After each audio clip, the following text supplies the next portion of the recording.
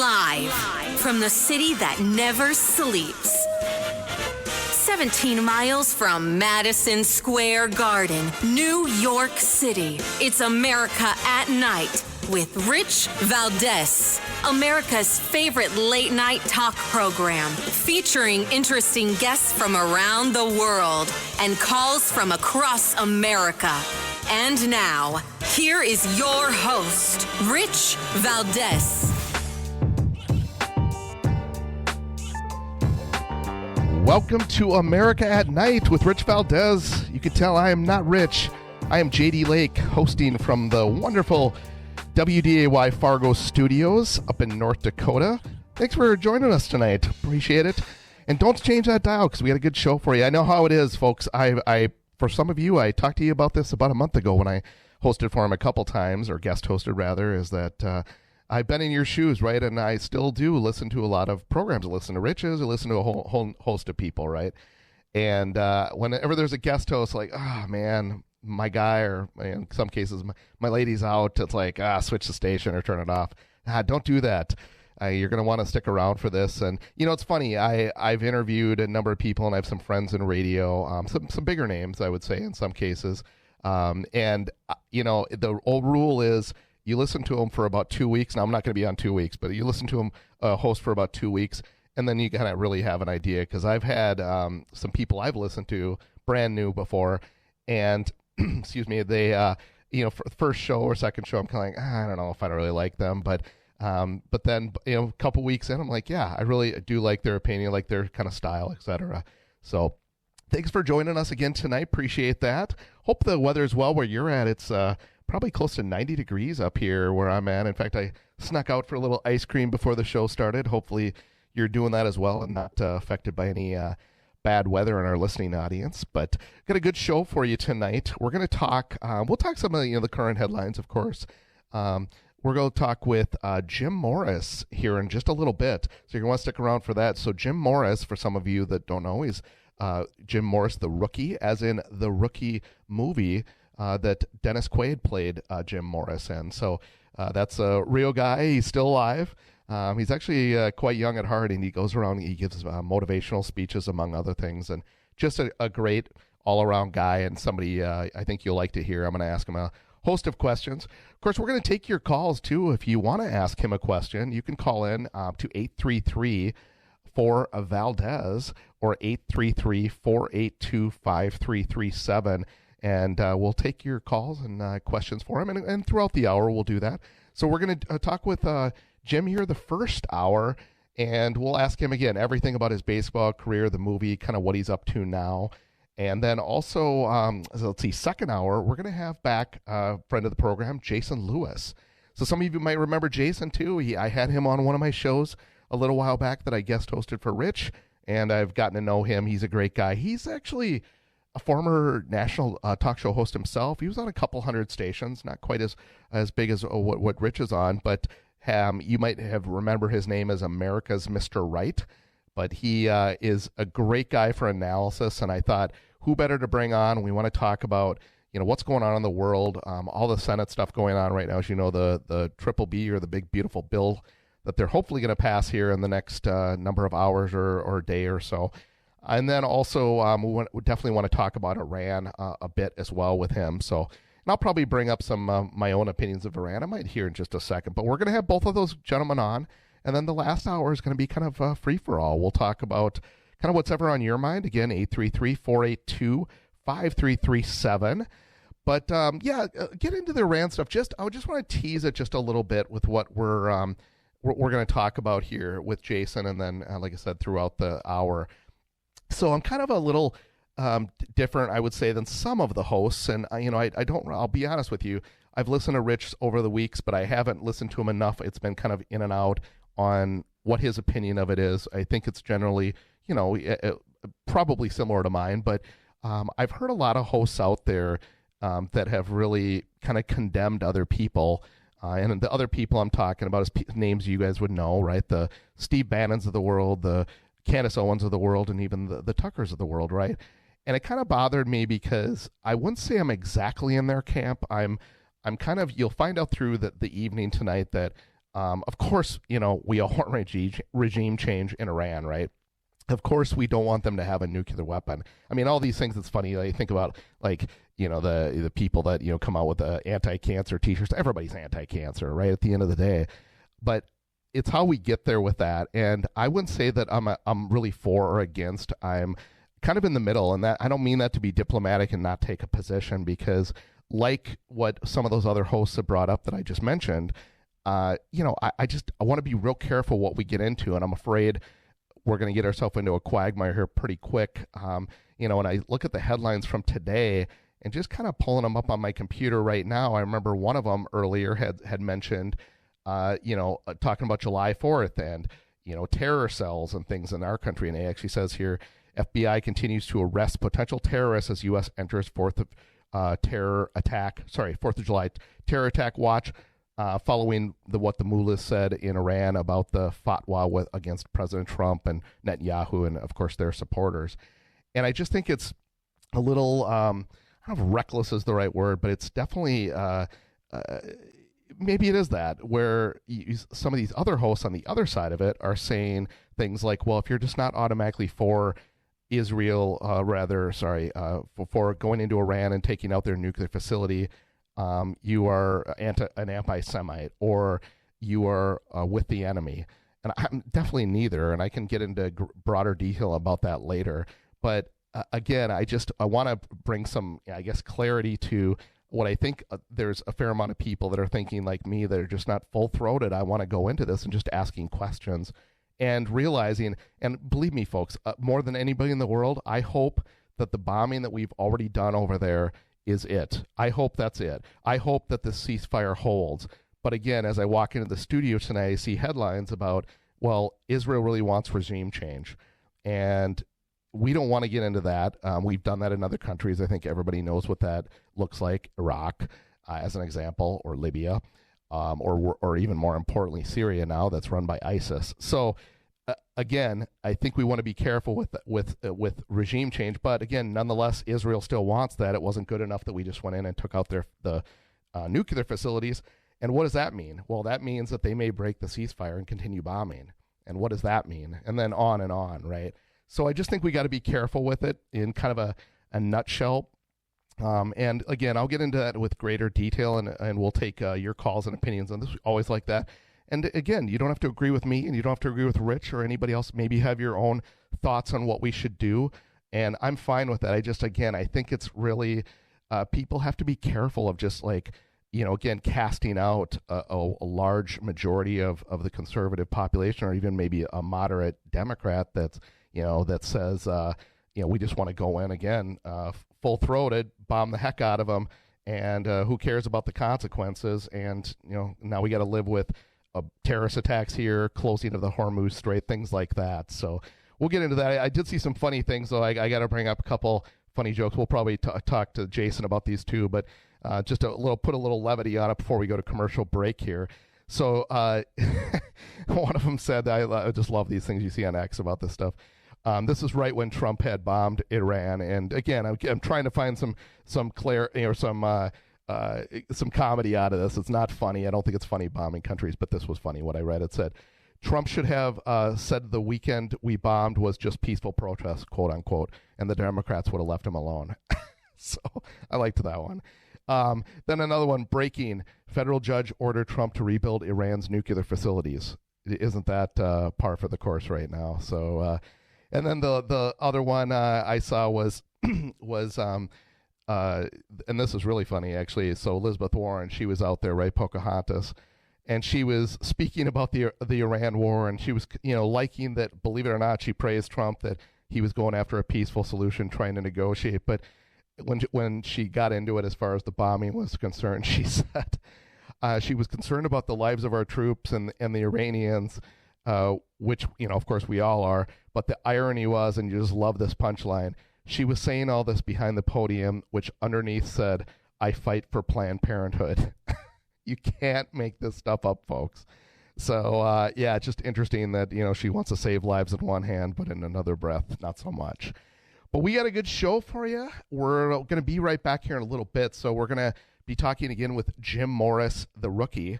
as in from the Dennis Quaid movie. So his, and he worked closely with Dennis Quaid, and he's actually very good friends with him as well. So we're going to talk to him about that. But stick around, folks. Don't go anywhere. And again, you can call us 833-482-5337 or 833-4-Valdes. Go nowhere. This is America at Night with Rich Valdes.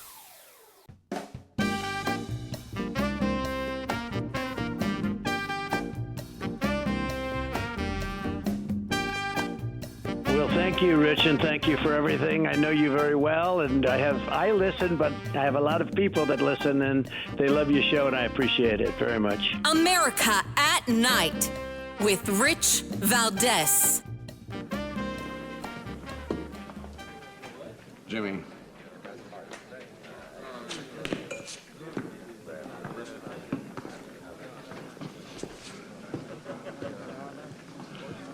Go ahead and close the door.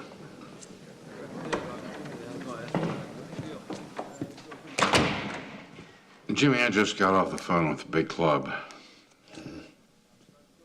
They're calling up Brooks. It's great. He won't be back. He respects you, and I thought you might want to be the one to tell him. Sure. Things that you're going to.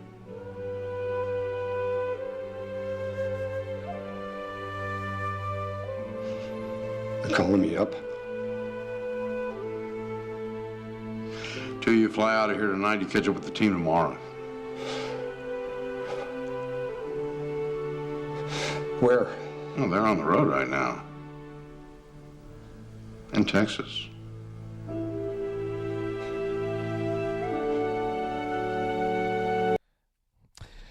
And that was a scene from the movie The Rookie. That was Dennis Quaid you were hearing, who was playing Jim Morris. Jim Morris was a real-life guy back then, and he still is now.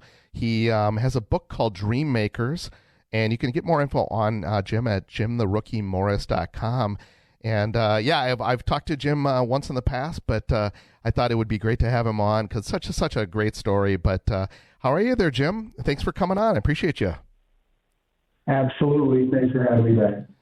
You must just have those moments, whether they're real life or from the movie, just seared in your brain. You don't need to be told what's said there in that clip. You lived it. So tell us about, I've talked to you before, like I said, and I've read some things that were in the movie and so forth that happened and didn't happen, because of dramatic effect or whatever. But whatever version of that happened, I mean, I'm sure you just, again, remember that. And tell us a little bit about what that was like after all of the perseverance and so forth. Well, the funny thing is, the night I got called up is Evers, who was our manager with AAA, came into the clubhouse. And after the game, we just lost the White Sox AAA team in the playoffs. And he said, I need to talk to you. And I look around, and I'm like, about what? And he goes, well, just like I talked to those guys. And I said, yeah, but they're crying, and I don't want to cry. So what do you want to talk to me about? And he just shook his head at me because that's kind of how I am. Played baseball my entire life in sports, and so I'm a little bit sarcastic. And he said, come on. I walk into his office, and from my locker to his office, I'm processing everything I've been through in 3 months. A bet with a high school group of kids who nobody believed in, including themselves, was a coach who people didn't think would go very far. And now I'm going to the big leagues. And when I wanted to do it on my own, when I was 18, 19, 20 years old, and everything was against me, mainly I think because I did it for myself, I'm just like, how did I get here? I'm 35. I've had 9 surgeries. What is going on? I was in a classroom 3 months ago, and now I'm going to get cut? That's ridiculous. And I walk in, our big league general manager's there, and while I'm processing this, he goes, you can smile, you're going to be in Texas tomorrow. And he didn't know this, but Bobby Munoz and I had become really good friends in AAA, and we already had our bags in the back of his truck in case we lost. And we were going to drive home from Charlotte back to Dallas. And he goes, you're going to be in the big leagues tomorrow. And I was just stunned. I just sat there and I went, from a classroom in West Texas to the big leagues, all because of a bet we made now 6 months ago. And the first place I'm going to be is back in my home state after being gone for 3 months with everybody I know and love going to show up. And even coaches got school buses in the middle of the night and drove to Arlington so they could watch the coach who made a bet who coached against their team that year.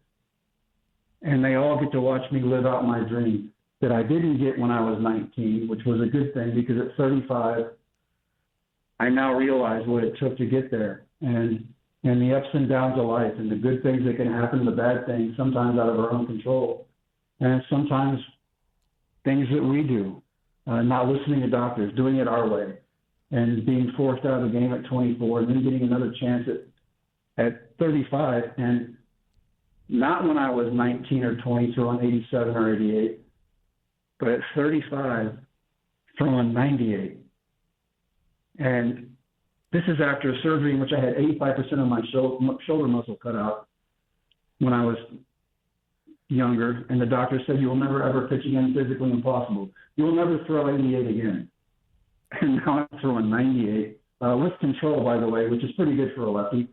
And with a slider that came out of nowhere. And I was just stunned. I'm sitting there looking at our GM and our manager. I'm like, you're kidding me. And they're like, nope, you guys leave in the morning. And it was Steve Cox, International League Player of the Year, and me, Julio Franco, who got to go up to the big leagues again. I think Julio was only like 100 then. And, God, the guy he stayed in shape better than anybody I've ever seen in my life. And one of the nicest people I've ever met.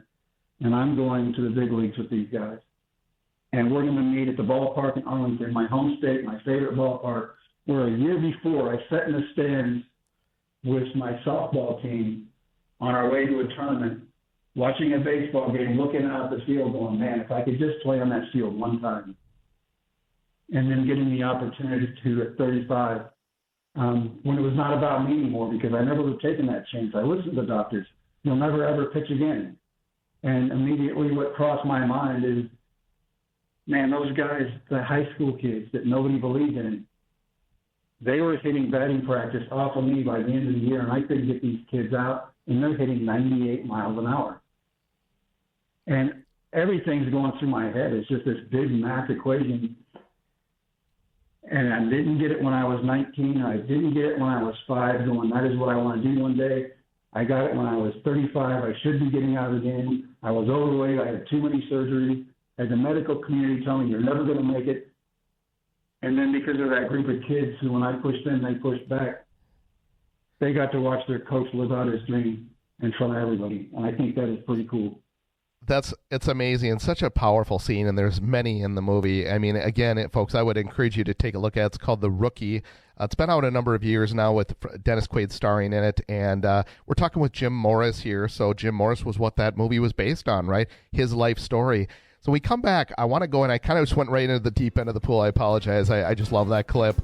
And I want to start out with where you started out and kind of how this whole story came to be. So stick around, folks. We're going to talk more with Jim Morris here after the break. You can call us 833-482-5337. And don't go anywhere. We'll be right back.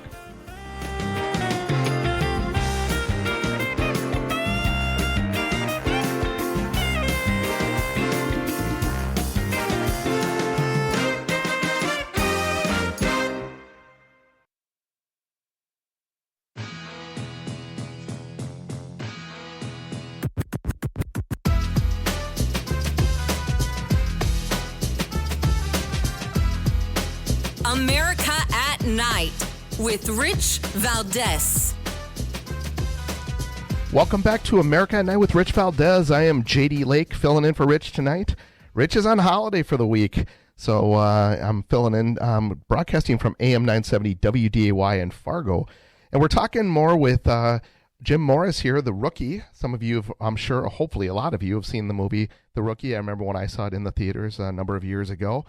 And we were talking with Rich. Again, I just jumped right in, Jim, I just jumped right in to your story about 3/4 of the way through. But yeah, kind of give a background that and really speaks to what you're doing now on, your upbringing and, just how you came to be you talked a little about your surgeries and so forth, but how baseball didn't work out initially, being a teacher, et cetera. Oh, man, that is a long story. Well, as condensed as you can. Sorry. Went through a minor league career, 5.5 years, 6 surgeries, 28 surgeries. They cut out 85% of my deltoid. You'll never pitch again. Go back to college. And I was one of those guys who was extremely smart, didn't know it. And it only took me 12 years to get a 4-year degree. And family, wife, raising that family, play college football at 28 and 29, lead the country in punting, have a great time, miss the athletics part of it. That's what I've done my entire life. But I get ready to graduate. I have the surgery that you'll never pitch. Okay, I'm graduating. Who cares?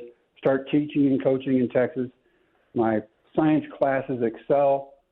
My baseball teams win. And then I end up in Big Lake, Texas, Reagan County High School, Big Lake, Texas. And the first 2 things I find out is they've won 1 game each year for the 3 years before I get there.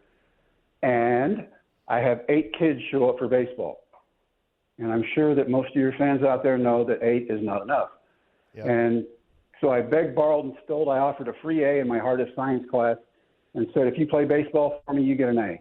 I had 2 takers. That's how good we were. I had 2 takers. They made straight A's, and they could not play baseball. I know it's not totally legal, but I don't teach anymore, and I don't care. It gave me 10 kids, but it also gave me 2 tutors. So I had 2 kids who could help everybody else pass their classes.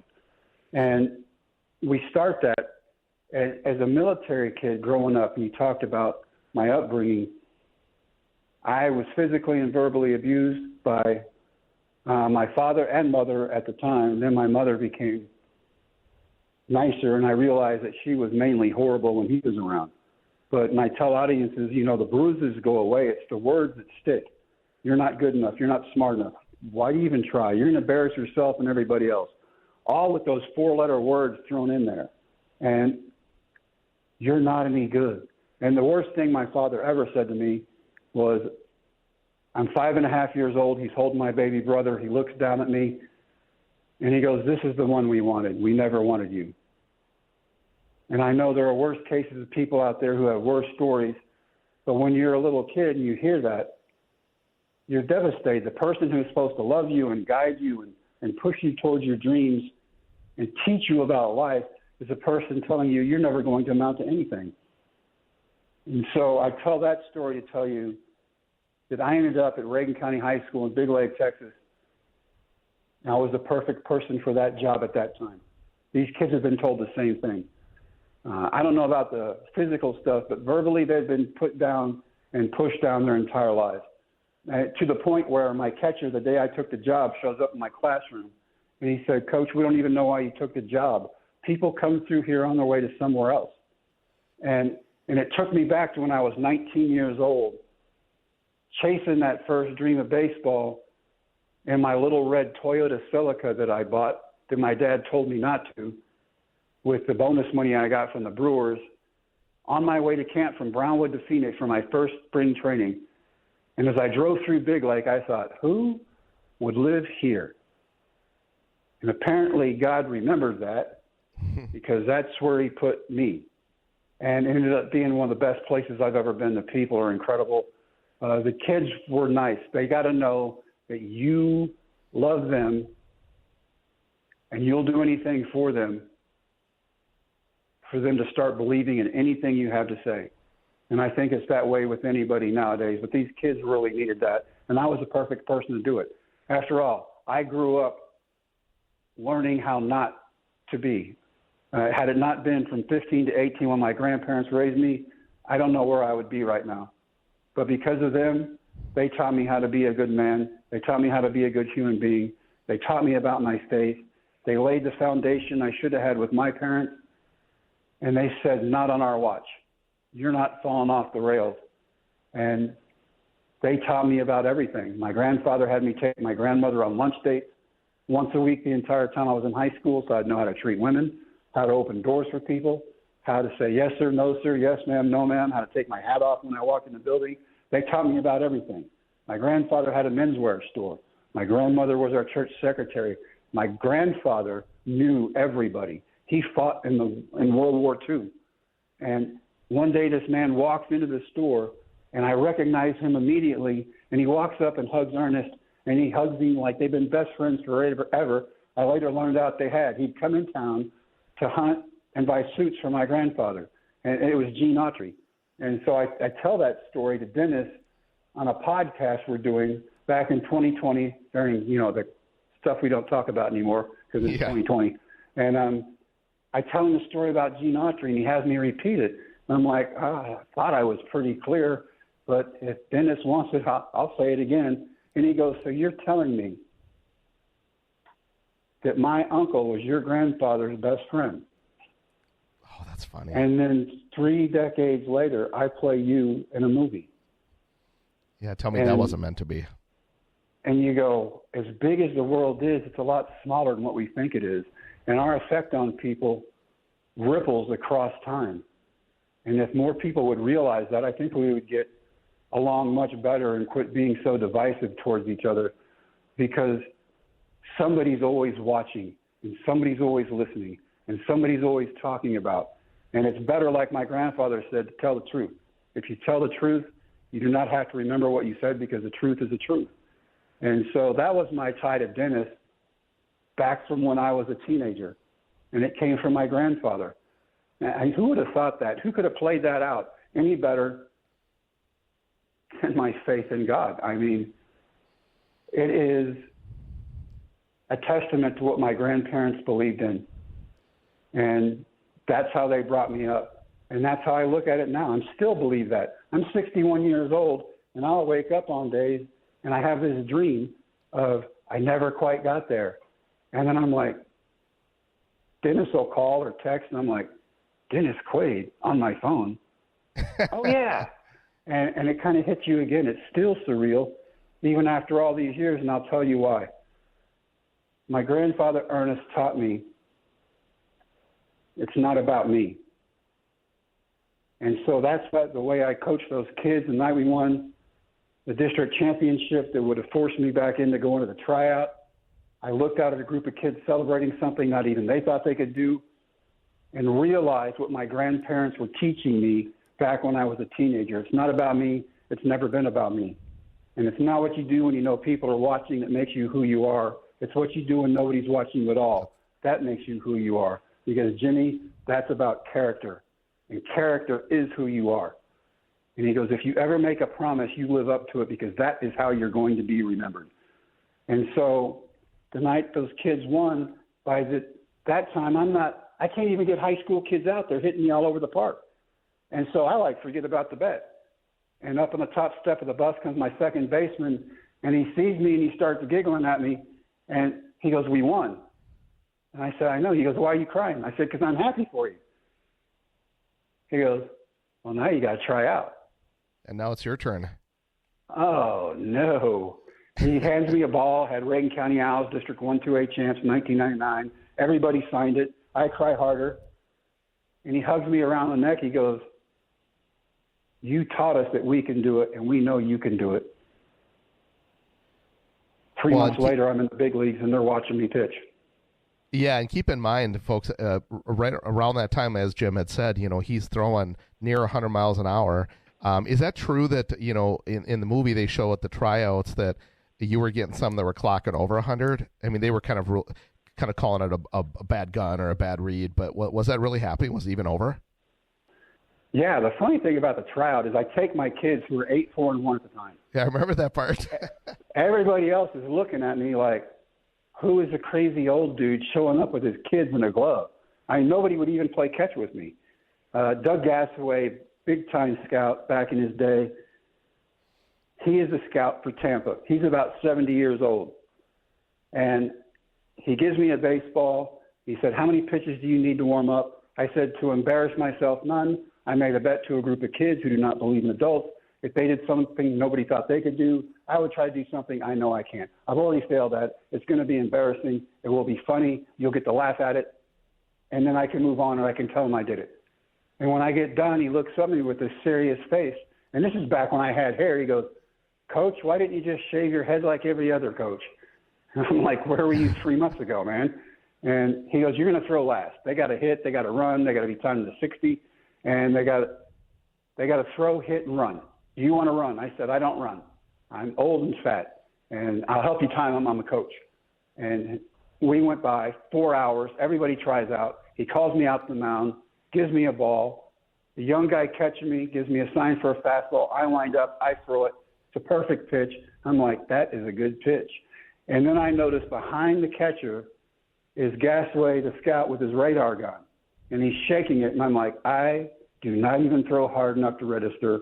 That is embarrassing. And one gun turned into two turned into three. Afterwards, I found out the first pitch I threw without warming up at all was 94. Everything after that jumped up to 98 and above. And I was stunned. I had no idea, because those kids were hitting me, that I was throwing that hard. And now I've got great movement. I got a slider, which I never had when I was young and talented. And if anybody goes, well, what did you do in your time off after they cut all that muscle out of your shoulder? What kind of workouts did you do to throw 100? I didn't work out. If God didn't want it to work out that way, it wouldn't have happened that way, and it did. And I'm here to stand up and go, my grandparents were right, man. Not in my time, in his time.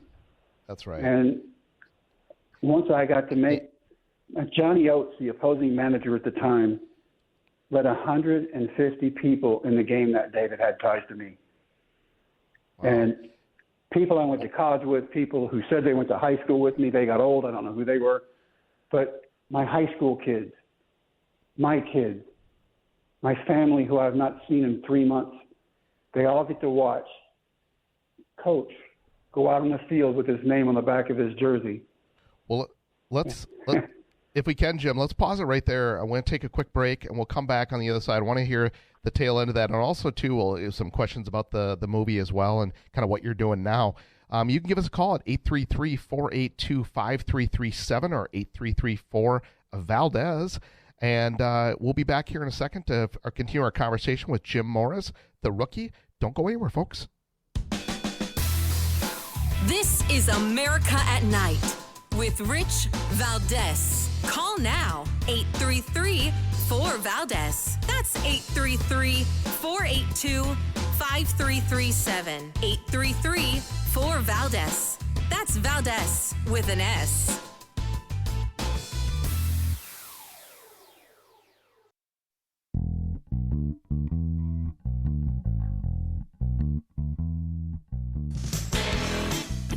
Look at Rich Valdes. He's now a radio host, and he's a great radio. America at Night with Rich Valdes. Thank you for sticking around, folks. This is America at Night with Rich Valdes. I'm J.D. Lake, filling in for Rich tonight, and we're talking here with Jim Morris, the rookie. He's got a book called Dream Makers, and you can also get a hold of Jim at jimtherookiemorris.com. If you want to check out his story, you know, again, a lot of people I know know the story, but if you want to check that out, and we'll talk about something here in a second, but he also does some motivational speaking, and if you work for a company like I do, right, you may want to have him in to and do a reach out to see if he'll speak in front of your team or your company. But thanks for sticking around, Jim. We have just about 5 more minutes, but I wanted to kind of get into, you were talking about, again, all of the motivation that your team gave you, and then, you know, what you do now from, again, the motivational speaking. But talk just, if you can condense that down to about, 5 minutes or so on what the story was of even getting the movie made, because I think that's almost again, meant to be, all from getting Dennis to play the part. And even you had told me previously, and that Dennis had said to you, look, if I'm not doing something the way you did it, it's out. Right. And for an actor to say that and be able to carry that kind of truth is unheard of. But just, talk about like how the movie even came to be, if you can, in, like I said, about 5 minutes. Second day in the big leagues, we go from Texas to Anaheim to play the Angels. It is a Sunday morning when I get up for breakfast to go downstairs in the hotel.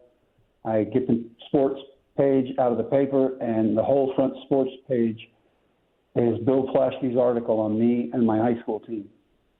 And I look up, and everybody in the restaurant is looking at me and looking at their paper. And I quietly shoved my paper back into the rest of the paper and go upstairs and discover room service. And I had to have my name changed in the big leagues the second night. And over the next 4 days, I felt like I was in Lord of the Rings, man. I was one of the hobbits. And we'd have first breakfast and second breakfast. And we had first lunch and second lunch. So for 4 days, we'd go around meeting all these movie studio people who wanted to do movies and TV shows and documentaries and book deals. And I met with all these people. I didn't like a lot of their ideas. A lot of them were very nice people, but some of them I didn't care for at all. Actually got up out of a couple and walked out.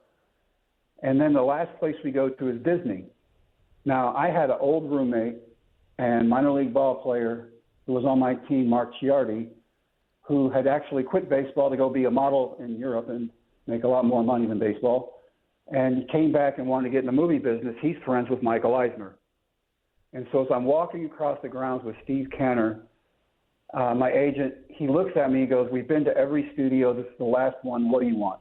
I said, "I want a movie about kids who nobody believed in, including themselves, who overcame incredible odds and persevered through all of it and came out winners, found out they could accomplish anything."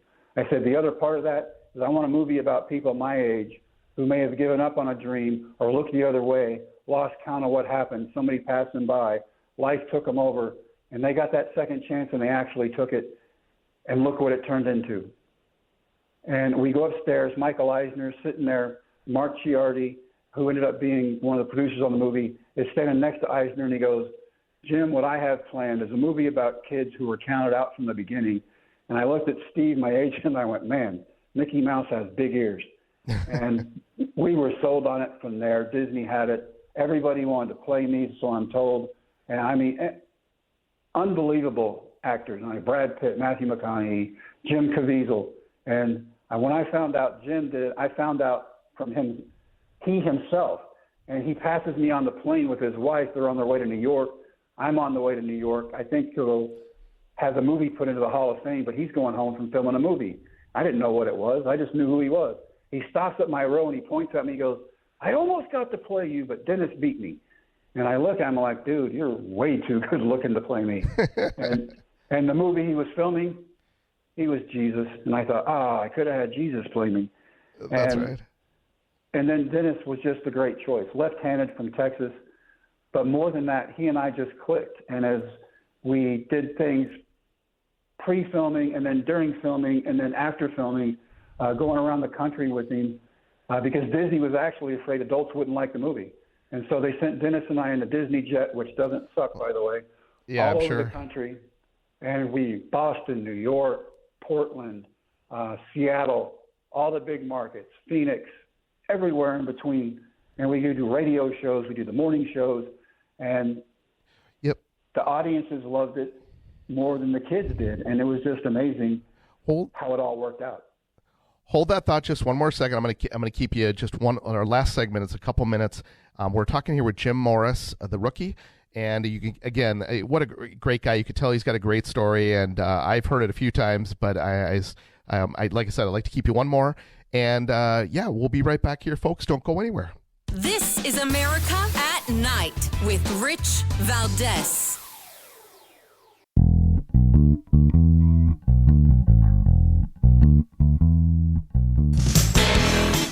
This is America at Night with Rich Valdes. I'm JD Lake. People can get a hold of you at jimtherookiemorris.com. And anything else you want to tell people? From schools to colleges to businesses to churches, and it's a good time. I make people think, I make them laugh, and we have a good time. But there's a whole lot more to the story than just baseball. And Justin, I appreciate you having me on. Absolutely. And the book is called Dream Makers. Jim Morris, the rookie, folks. Don't stick around. We'll have Jason Lewis here on the other end.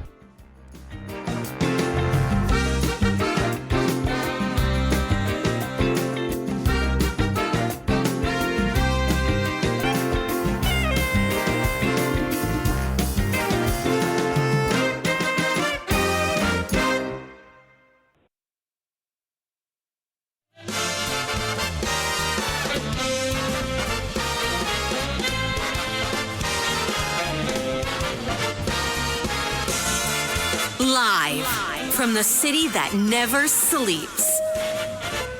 17 miles from Madison Square Garden, New York City. It's America at Night with Rich Valdes, America's favorite late-night talk program, featuring interesting guests from around the world and calls from across America. And now, here is your host, Rich Valdes. Welcome back to America at Night with Rich Valdes. I'm JD Lake, filling in for him tonight. Rich is out for the week for the holiday, enjoying some time with family and friends. Good for him on that. But thanks for sticking around. We're going to have Jason Lewis this hour, and we're going to take your calls too throughout the evening. You can call us at 833-4-VALDEZ. That's Valdes with an S, as everybody knows. Or you can dial us at 833-482-5337. So this guest probably doesn't need a whole lot of an introduction. I had him on. He's a friend of the show once before. He has a Substack. You can get him at, excuse me, you can get him at jasonlewis.substack.com. He's also got a book called Party Animal, and he's just a good overall analyst. He had his own radio program for a number of years on a couple hundred stations across the country. And he was also in the Congress here locally in Minneapolis and Minnesota. So, Jason, how you doing, buddy? Hey, Justin, how are you? Good to be with you tonight. Good. Nice to hear from you again. I kind of gave a little bit of a intro the last hour before we spoke with Jim Morris, the rookie. Yeah. By the way, you know who that gentleman is? I'm sure you might have talked to him at one point or another, or maybe at least. I know of him. I don't know him personally. Yeah, he's a good guy. But at any rate, cool. But I kind of talked a little bit about Iran a little bit, and we'll get into that here in a second. But first, I want to talk about the real elephant in the room. How's your golf game been? Well, I haven't been playing as much as I should be. I spent the weekend in Kansas City at the Royals game watching Shohei Ohtani pitch. The guy is a true unicorn, the likes of which my generation has never seen, and perhaps two or three others. So that was fun. Met up with a couple old baseball buds down there, and we watched Shohei hit a homer on Friday, pitch on Saturday. So it was a great series. It was split on Friday and Saturday. So between watching the Dodgers and hanging in there on what's going on in the news, all the crazy stuff, Goodness. The game is good, but how shall we say, I'm not going to be on the senior PGA Tour anytime soon. No, I was giving you a hard time. I know you spend some time golfing, and I don't know if you're quote retired or not, but just not in radio as much. I'm sure you're a busy guy, but no, seriously, I want to talk. I'm busier now than I was when I was in Congress or on the air. It seems like with jasonlewis.substack.com and some of the fill-in work and doing things like this. It seems like crazy times, and when you've got crazy times, everybody has an opinion, and they sometimes want yours, so we're here for them. Well, you and I were texting back and forth some days ago. It was last week, and I said, a couple times, I mentioned, of course, when we went in on the weekend and did the initial bombing, and then also I said, I'd text you when, it looked like there was a ceasefire and they were going to be bombing us back a little bit, and it seemed a little bit like a setup, but it's really, as I think you feel as well from reading your Substack and just chatting with you, is that it's very precarious situation, and I heard today it's like playing Russian roulette with 3 bullets. I'm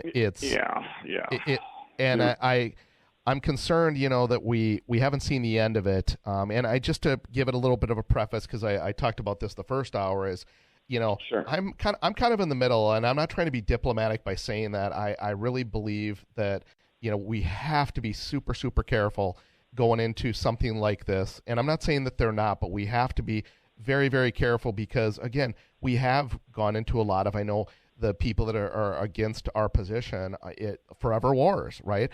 They'll hear that and they're triggered. And, I look at, all the things that are on the table, whether it's, potentially getting bombed back, whether it's terror cells in the country being unleashed, or worse, some sort of nuclear incident out of this, whether it's Israeli to Iran or vice versa. I'm not convinced they don't have the bomb, because, you and I both know years ago, Back in the Bush administration, you have Tony Blair saying they're 24 hours away. Yeah, that's right, folks. He said they were 24 hours away, and that was about 20-some years ago. So since then, we've been told, it's a couple months, couple weeks, couple days, and I don't know what to believe, to be honest with you. And, I mentioned in that first hour, too, that, look, it didn't seem to appease Netanyahu enough if it was a setup to just go in and hit their nuclear facilities, because now he's all about regime change, and they're afraid that he's going to break the ceasefire and go back in again. What's your thoughts on kind of any or all of this? Well, I talk a lot about it in Party Animal, because when I went to Congress, the single biggest bill that passes every year in the appropriations process, those are the 13 bills that have to get done every year, not mandatory spending, but the appropriations process, is the National Defense Authorization Act, the NDAA. And there is a reason that particular bill has never not passed. I want people to understand this. You've got all of these appropriations bills, the 13 subcommittees of the Appropriations Committee that have to come together and pass all these bills, and time after time, bills are defeated. We may have a continuing resolution. We may have a government shutdown. But the NDAA never has failed, and there's a reason for that. It is the most powerful lobby in Washington, D.C. The first thing you see when you land at Reagan National is a defense contractor across the river in their huge building. Dwight D. Eisenhower, when he left office in January of 1961, warned of a military-industrial complex that would start to have a life of its own and exist for its own sake.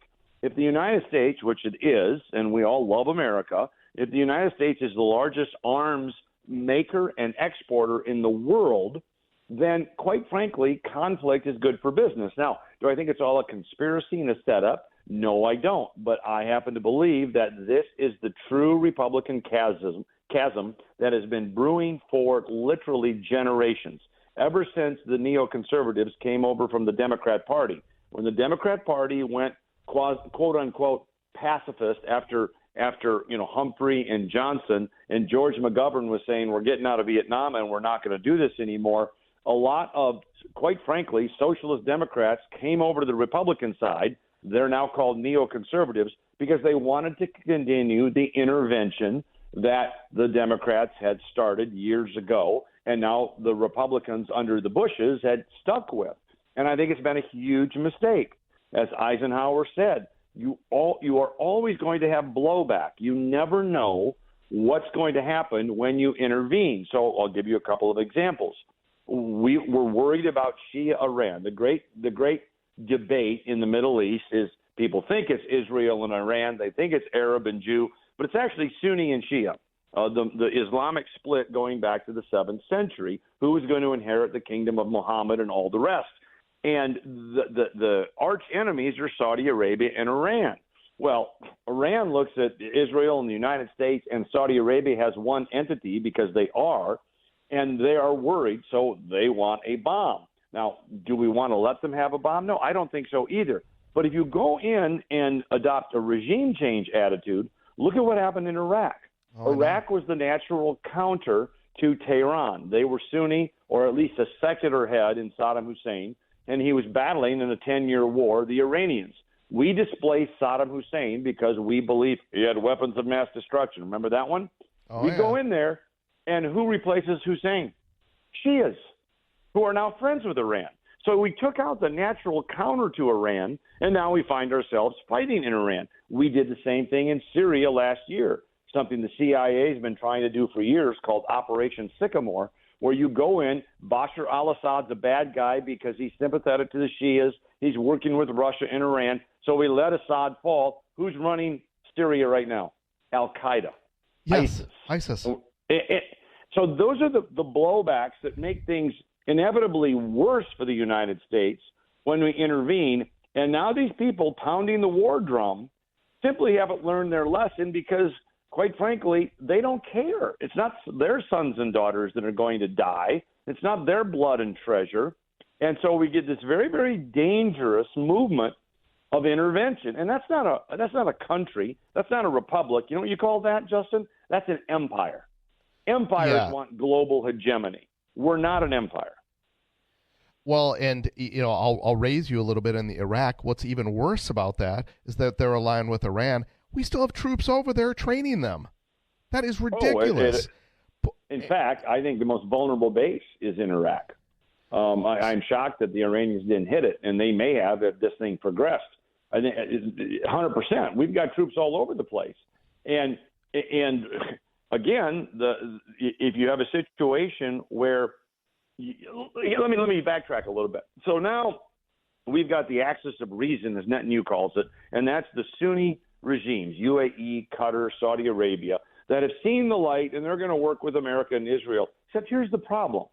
Of the 3,000 American deaths due to terrorism since 9/11, about 2,100, 2,200 have been from those countries. You guessed Sunni terrorists. And the 9/11 hijackers were trained where?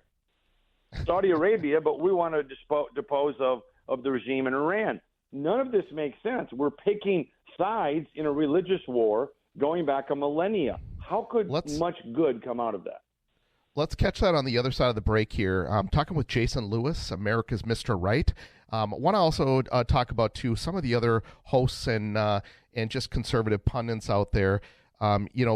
Jason, you and I are anti-Semites, apparently, and we're with the enemy, or we're against Israel. Want to get your thoughts on that after the break. Folks, don't go anywhere. We'll be back here in just a moment. This is America at Night with Rich Valdes.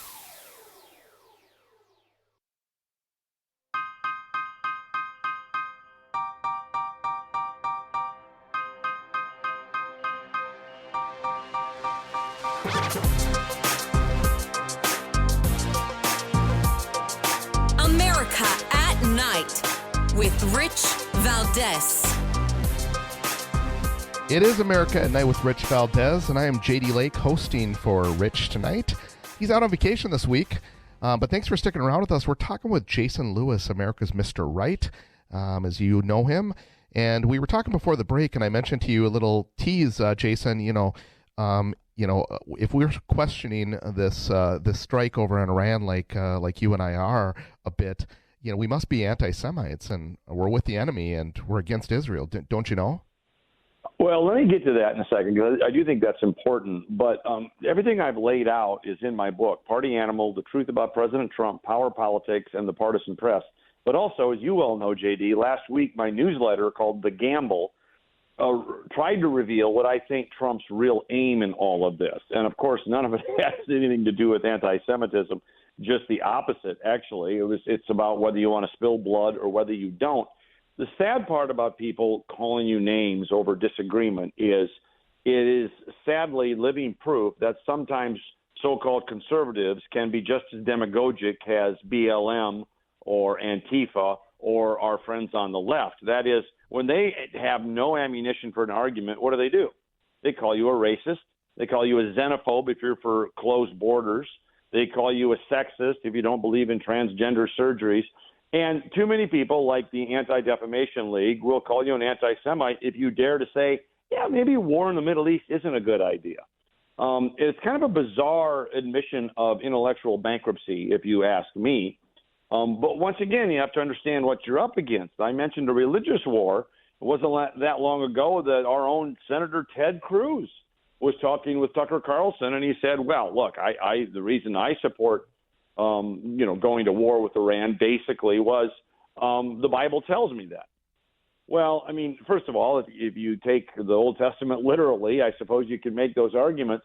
Some of us look at it as more of a parable. That's my Catholic doctrine. But be that as it may, that is proof that we're in the midst of a religious wars, and those never, ever come out well, which is why the Founding Fathers, from George Washington to Jefferson, from the Federalists to the Anti-Federalists, absolutely 100% believe in the absence of foreign entanglement. It is why the real Republican position, from Robert Taft to Dwight D. Eisenhower, who, by the way, were enemies, but agreed on making certain we didn't get involved in foreign wars that had no direct national security interest. Reagan, when 241 Marines tragically lost their lives in Beirut, what did he do? He got out of there. He said there's no good point of leaving more troops to die there and getting America involved in a Mideast war. Now you translate or fast forward what has happened to the Republican Party with all those neoconservatives coming over from the interventionist Democrats, And all of a sudden, the Republican orthodoxy switched to, oh, well, let's not stick our nose in foreign interventions, to we're going to rule the world. We're going to make the world safe for democracy, as Woodrow Wilson said. It's going to be the war to end all wars, except they always start another one. And it is a very, very dangerous road to go down, which is why the only thing these people have left is to call you a name or call you an anti-Semite or whatever they can come up with. And it's pretty bankrupt, really. But to your point, like, and these are people that, I thought I respected and I like listening to myself. And just to be clear for the audience, I'm not for, like, just no more wars and isolationism either. I want, of course, I don't want Iran to have a nuclear weapon. Of course, I would like regime change. Do I think we need to lead that? No. Do I think whoever does, if it is Israel, like what's been in the news the last 24, 48 hours, I think they should be real careful, to Jason's points, with, what are we going to get instead of that? Is it going to be better or worse? I mean, it's hard to imagine worse, but maybe, right? So, well, hold on to that. I mean, no one is an isolationist where America is threatened.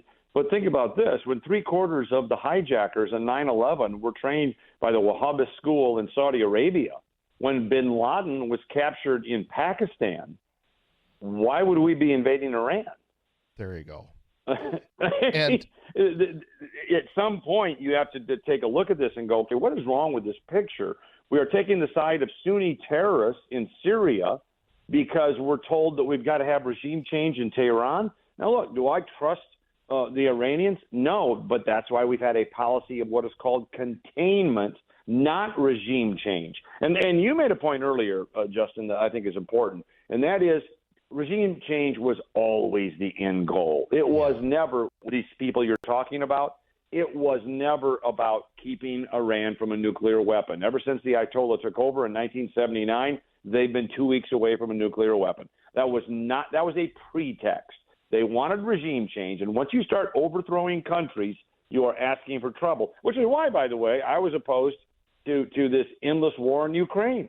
But what their real aim was is overthrowing Putin, and they finally said it. Now they're flirting with 5,000 nuclear weapons. Oh, well, and it gets better, right? I'm listening to the news today, and we're so focused on all of this that, Russia's got apparently a bunch of things surrounded in Ukraine, and he might just take the whole country while we're working on this over here.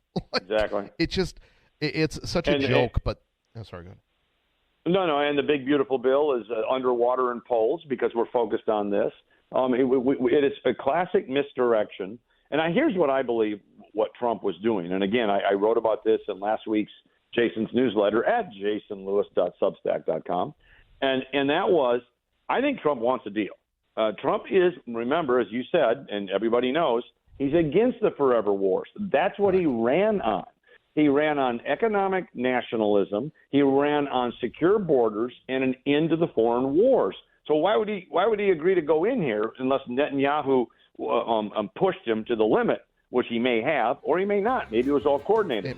But amen to that. I want to talk about this when we come back because I think Trump's up to something here, and the neoconservatives hate it. Yep. We'll talk more with Jason Lewis here at the on the other side of the break. So don't go anywhere, folks, and we'll be right back.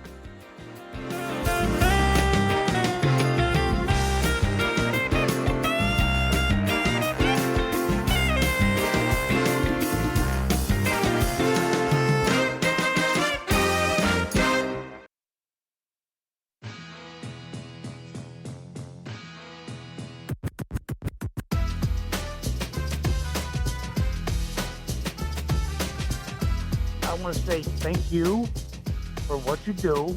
You people speak the truth.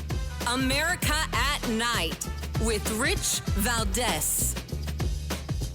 Welcome back to America at Night with Rich Valdes. I am JD Lake, filling in for Rich, and we're talking with Jason Lewis, America's Mr. Right. You can get in touch with him at jasonlewislive.com or read his Substack, jasonlewis.substack.com. So we were talking before the break, Jason, about one of the reasons we like Trump, right, is he's not the forever war guy, and you were making your point. I think you were going to say this is what he wants to do. Trump presented a real paradigm shift after 20 years of war. Americans intuitively were fed up with it, and they wanted something different, and especially the grassroots of the Republican Party. Now, the elites and the people that control the money, and as I mentioned, neoconservatives and all of that, and Wall Street, they didn't. And this was the great, irresistible force meeting resistance that was going to happen sooner or later. So Trump, I believe, needed a way out. You might recall when I got elected to Congress in 2016, one of the key issues in that election cycle was war in Syria. At that point, quite frankly, the CIA and Hillary Clinton and all those wanted to dispose of Assad, which they finally did earlier this year, or was it late last year? And he's gone, and we've got a worse situation now because of it, which some of us warned against. And Trump absolutely ran against that in 2016, as I did, and we were both elected. But they didn't go away. They're going to creep back and keep pushing these forever wars. It's good for business. Some people have this ideological predisposition. Some people a financial one. Some people are just busybodies and they intervene at home as socialists. Naturally, they want to intervene abroad. But the bottom line is Trump isn't one of them. So what can he do to cut a deal? Now, some conspiracy theorists, and I'm not one of these, but they say, well, Trump was going to cut a deal with the Iranians, and he was going to push hard, but he was going to get a deal and no war. Netanyahu saw that and said, I'm not letting that happen, and struck. Now, I hope that's not the case, because that would really be a bad actor on the part of Benjamin Netanyahu. I hope it was all coordinated by Tel Aviv and Washington. But here's where I think Trump's end game is. And again, this is the gamble I wrote about on my Substack newsletter, and that is, how could he possibly cut a deal with Iran without being called an appeaser and a pacifist, just like Obama, by the Ted Cruz of the world and the war hawks, John Bolton and Liz Cheney and the usual suspects from the Armed Services Committee? He said, well, look, I'm the guy that bombed him. So he and Netanyahu got together and said, we're going to bomb the nuclear facilities, 3 of them, to smithereens. Then that's it. And the real interesting aspect of this, as you recall, just a couple of weeks ago, is the Iranian retaliation was a joke. It was a pseudo-retaliation. It was telegraphed. It wasn't at the base in Iraq. It was up in Qatar, and no one was injured. If they all got together and said, or at the very least, the United States, the Trump administration, and the Iranian regime got together and said, okay, you hit us, because when we do a deal, we're going to agree to no nukes anyway, so we don't care if you take them out.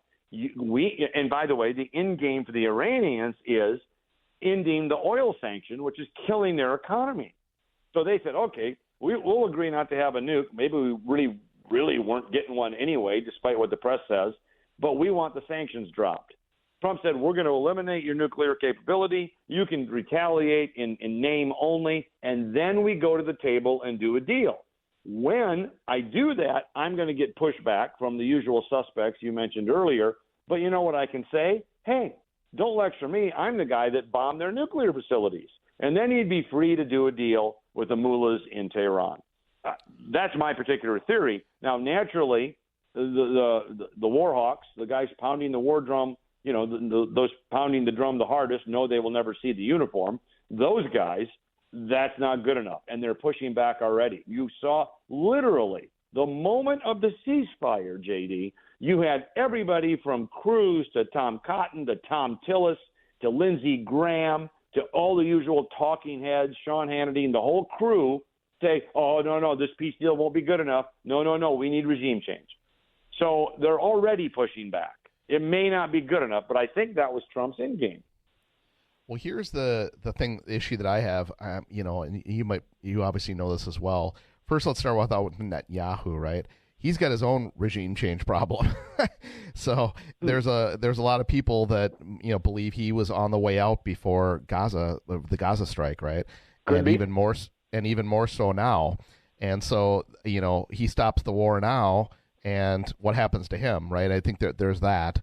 I do think, and there is, by the way, there is that, and all politicians and leaders end up, and it's tragic, but end up playing fast and loose with their own citizens' lives to bolster their polls. And I think it's a sad fact, but it's true. And then the other piece about it being a setup, you're right. You and I were texting back and forth about that, and I said, man, this seems awful light to the touch, them striking, to your point, in retaliating in name only, and they did Right. something similar back when Soleimani was killed and That's telegraphed it ahead of time.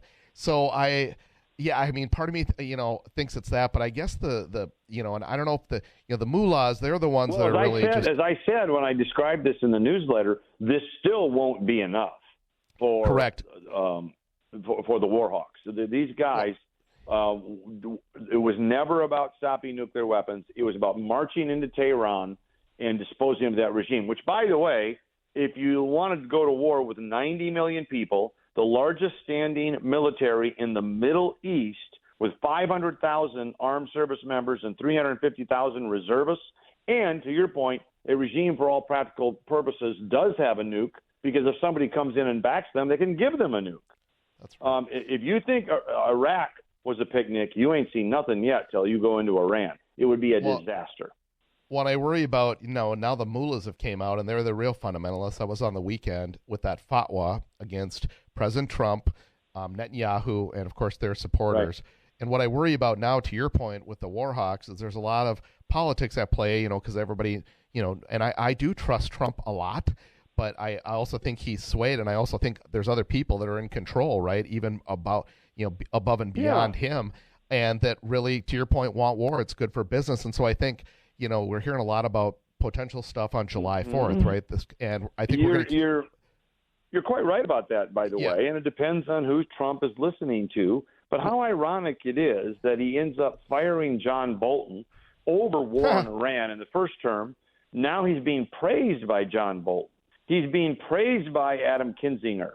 He's being praised by all the people he said he fundamentally disagreed with here. And let's go back to your point, too. And I really think this is on the part of the press, the same press that lied about Russian collusion, are lying about this.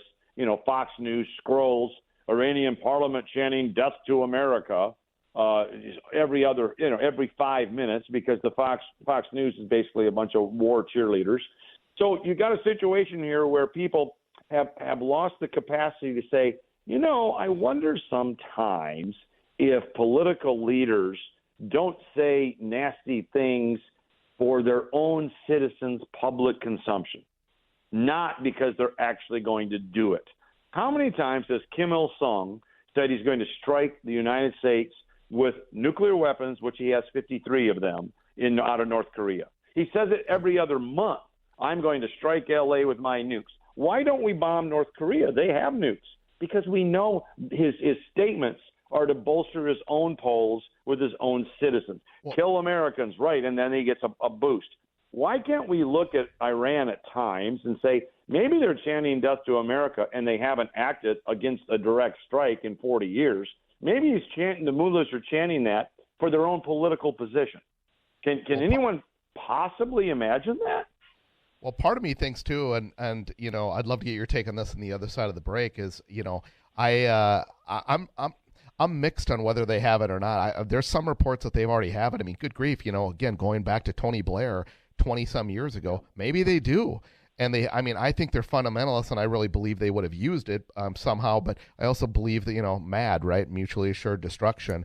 But going back to July... That's my point. They can chant... Kim Il-sung in North Korea can say we're going to attack American cities, right, all day long, but look at their actions. They don't. They can chant "Death to America" all day long, but they don't, because they don't want to get annihilated. They know what we would do, but the media don't do that, and certainly the neoconservative war hawks don't do that, because they want to say, see, they're going to attack us any minute. For what reason? So we plunge headlong into war again. Here's my concern, and again, we'll catch this on the other side of the break. Your answer is, with July 4th coming up, so I see this going three ways, really. Hopefully nothing happens. That's all what we all want, right, as far as on the homeland. But what happens if there is a strike of some sort here by some terrorist cells, authentic or not, and I say or not, what if it's just a false flag to get everybody ginned up to say, well, we have to eliminate them. We have to do boots on the ground in Iran. In other words, the war hawks get their wish. So hold that thought. We'll come back on the other side. We're talking with Jason Lewis. Don't go anywhere. This is America at Night with Rich Valdes. Call now, 833-4-VALDES. That's 833-482-5790. 5337. 833-4-VALDES. That's Valdes with an S.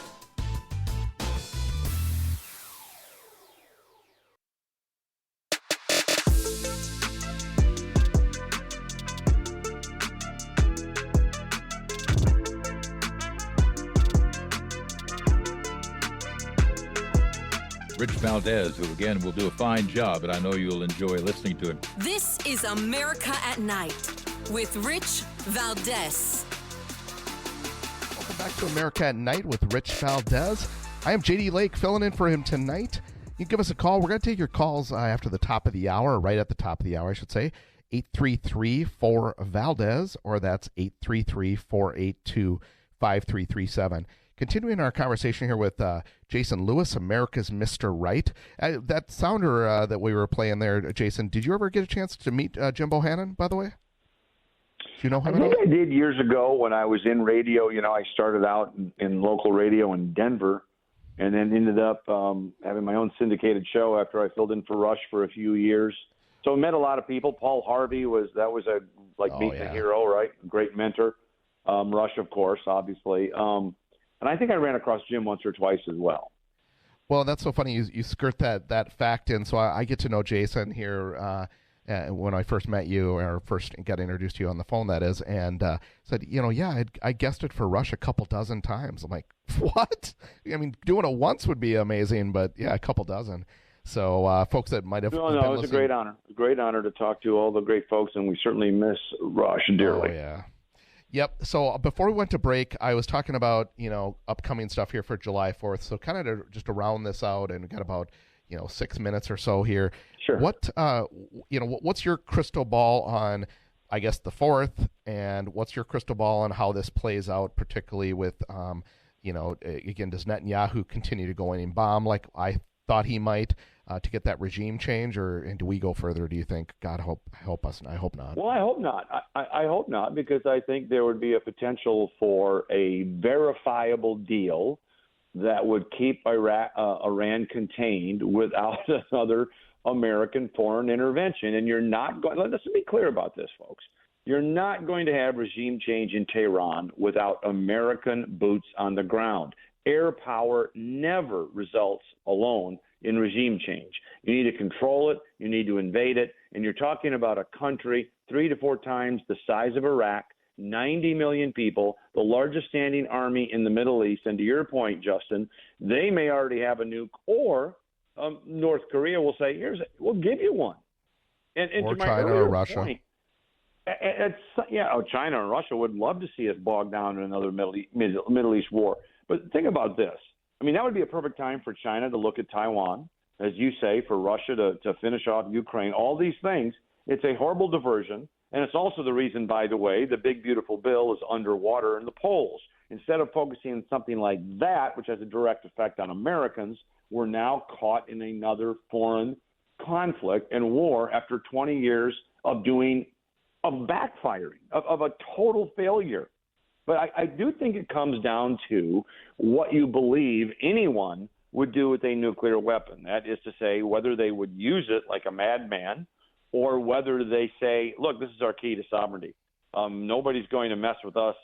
Remember, whether it's North Korea or Iran, we don't like them. We have good reason not to like them, but they feel as though they're surrounded by enemies.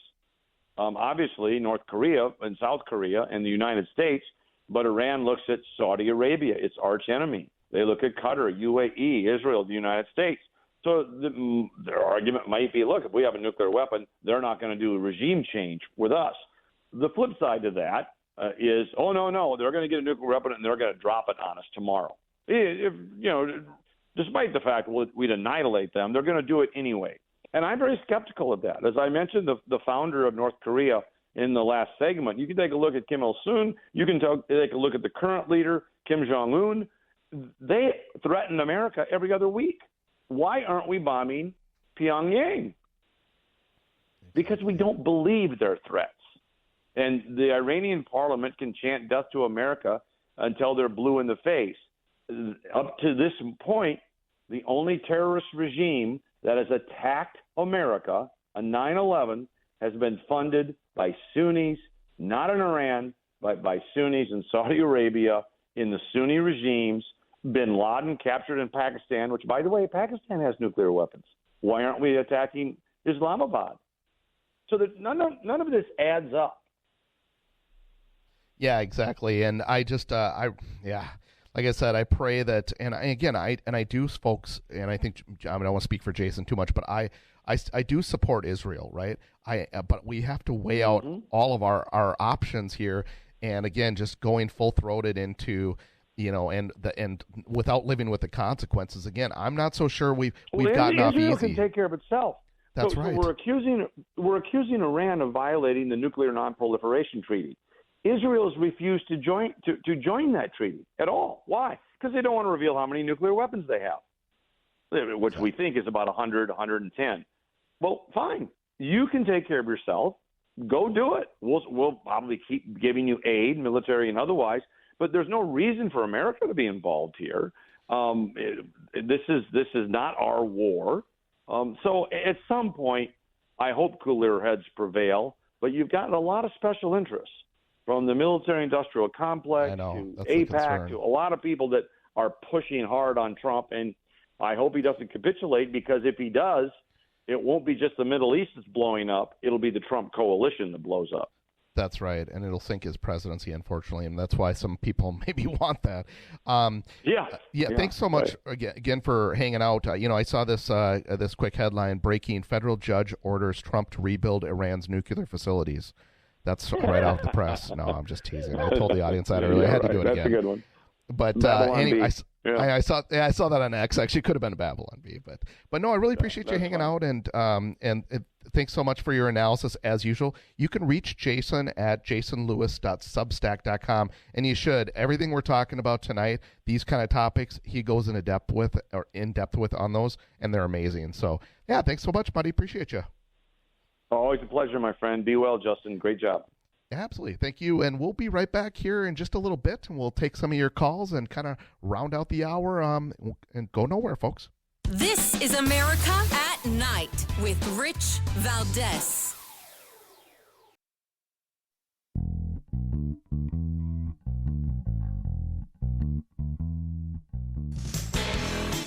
Welcome back to America at Night with Rich Valdes. I am JD Lake, co-hosting for him, or rather guest hosting, co-hosting. Thanks for sticking around with us. We got another hour here, and we're going to go into your calls. I know we got Paul that's been waiting for a while, and Chris. We're going to get to both of you and anybody else that wants to call. 833-482-5337 or 833-4-VALDEZ. We'll talk about, I know that we've missed some topics here, the big, beautiful bill. Jason and I talked about that a little bit. We'll bring that up. We'll get into, like I said, anything you want. It'll be really a free-for-all and some other topics that might be on your mind. So appreciate you guys sticking around with us this evening. So don't go anywhere, folks. We'll be back here shortly after the top of the hour. We'll take more of your calls.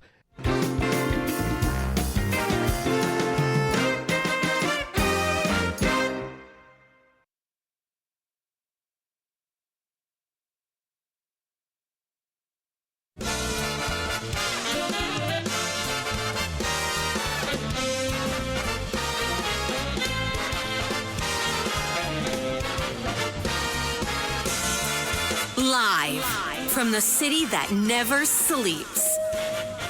17 miles from Madison Square Garden, New York City. It's America at Night with Rich Valdes, America's favorite late-night talk program, featuring interesting guests from around the world and calls from across America. And now, here is your host, Rich Valdes. Welcome back to America at Night with Rich Valdes. I'm not Rich. I am JD Lake, broadcasting from AM 970 WDAY, one of the affiliates up in Fargo, North Dakota, where it is dark now. Actually, we still see just a smidgen of the sunset. It goes quite late here in the summers. So we're happy to be on board here for another hour. You can give us a call at 833-482-5337 or 833-4-VALDEZ, and that's Valdez with an S, as everybody knows. Wanted to play a couple clips for you real quick. We're going to talk with take your calls here in just a second. We got Paul and Chris holding. We'll be right with you. And we're going to talk just a little bit about the big, beautiful bill, right? We spent a fair amount of time on Iran, and we'll still talk about that too. I wanted to kind of keep it lighthearted. That's why we went with Jim Morris for the first interview of the night, or the first guest, rather. But this clip on let's play this first one here on the big, beautiful bill first, on Elon Musk. Elon Musk did slam the Senate's latest version of that multi-trillion-dollar tax bill, quoting on X, polls show that this bill is political suicide for the Republican Party. He is warning that the cuts to EVs and other clean energy credits would be incredibly destructive to the country. Joining us now is Bloomberg's Jamie Nemo. Yeah, so I was thinking about that earlier. Here's my opinion of it. I don't think it's political suicide at all. I think it's political suicide not to pass it, to be honest with you. I think we're getting, it's funny. I was listening to Mark Levin, actually, a little while ago, and he had a guest host, right, for this evening. And we're getting bogged down on a lot of these numbers, and a lot of the numbers out there are just being exaggerated, obviously, so that it does tank or it is underwater, to Jason Lewis's point. I really think the most important things, and then this is all you need to know about it, the most important things are going to be, excuse me, that it funds all of the deportation stuff, right? It's going to fund that stuff, and Tom Homan's not going to need money. We want him to, run wild, keep doing exactly what he's doing, multiply it by 10 or 20 if you can, and want these guys to obviously be safe as well. And then the other most important thing is our taxes, right? We don't want the taxes to go up. I've heard wild percentages. We want to lock those Trump tax cuts in. Everything else, in my opinion, I mean, there's important stuff in there. I'm not saying it's not. If it's not there, you think it's there. But I really think that we got to be careful with not passing it. And here's the thing. We can take a bite at the apple now, and we can come back for more later. If the Trump's tax cuts don't get permanent, permanent place in our system, and obviously we don't fund the deportations, things start to fall apart with his economic plan, and of course the left knows that very well. Play one more clip here of Carolyn Levitt. She's talking about the big, beautiful bill. President and the vast majority of Republicans who are supportive of this legislation are right. This bill protects Medicaid, as I laid out for you, for those who truly deserve this program, the needy, pregnant women, children, sick Americans who physically cannot work. And what it does is it ensures that able-bodied Americans who can work 20 hours a week are actually doing so, and that will therefore strengthen and protect those benefits for Americans who need it, as well as cutting out the waste, fraud, and abuse, as well as getting 1.4 million illegal aliens off of the program. So all of those measures are actually going to protect it for those who need it. That's the president's position, and that's what this bill does, and that's why Republicans need to vote for it and get it to the president's desk. Protect it for those that need it. Again, that's not what you're hearing about all the Medicaid stuff. You're hearing, it's going to cut it terribly this way or that way. Again, protect it for those that need it. So we're going to take a call now. I know, you've been holding it for a long time, buddy. I appreciate you hanging out from Boise, Idaho, WBFI. And I know you said you liked the rookie a lot. Did you have any? I'm sorry I couldn't bring you on for a question with Jim. We just had a condensed amount of time. But do you have any thoughts on that? And then we'll talk about the big, beautiful bill that you wanted to chat about. Excuse me. Sorry to do that.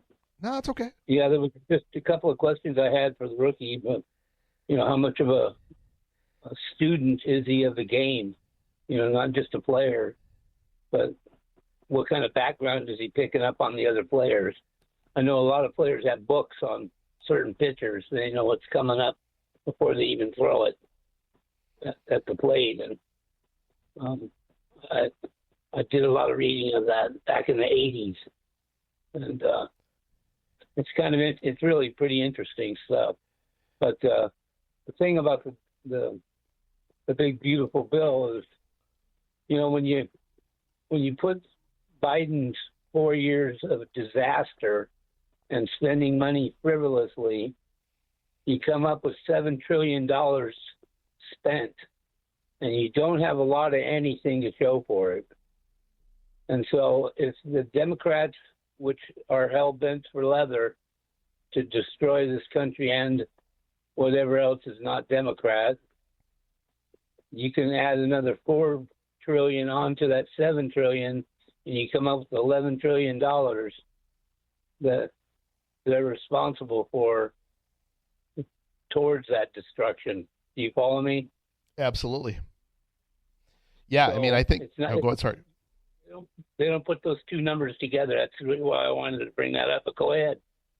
Yeah, I mean, I think you make a great point. Like I said, I'm so focused, like just laser focused on the border, and also obviously the tax cuts. And I just think, especially with the tax cuts, I think as a result of those, we are going to get more growth out of this economy, and things are going to boom. And we'll talk a little later here about the Fed. You know, there's some action on the Fed. Jerome Powell, right? Trump wrote a letter essentially about him today, but I'll get to that in a little bit. But we want to think growth, and growth is going to be the key with the tax cuts, and then of course obviously supporting the ongoing border efforts. Any other thoughts on the tax cuts? Anything you'd like to see, or obviously I'm sure you want to see it pass?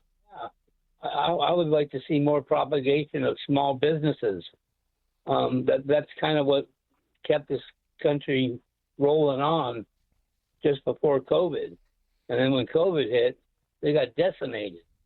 Everybody lost everything because they couldn't have any customers.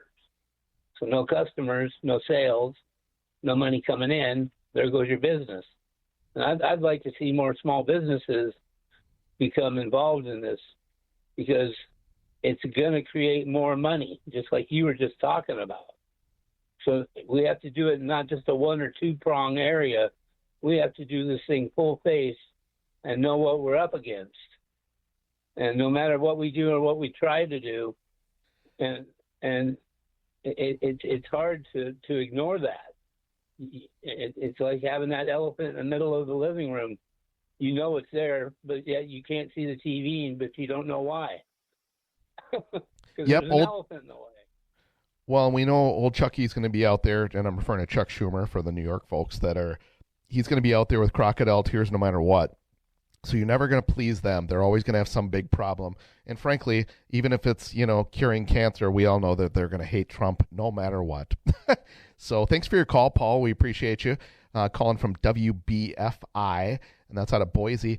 And I want to take a break, and we'll come back with Chris, because I want to give you a good amount of time, Chris, to answer your question without having to run into a break. And we'll take your other calls too. We got some lines open, folks. 833-482-5337 or 833-4-VALDEZ. Go nowhere. This is America at Night with Rich Valdes.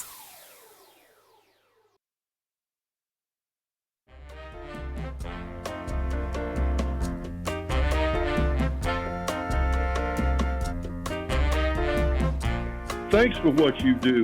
You have so many people. You ask the questions that if the viewer had a microphone, they would ask that question, and you seem to always ask it right at the right time. So God bless you, my friend. America at Night with Rich Valdes.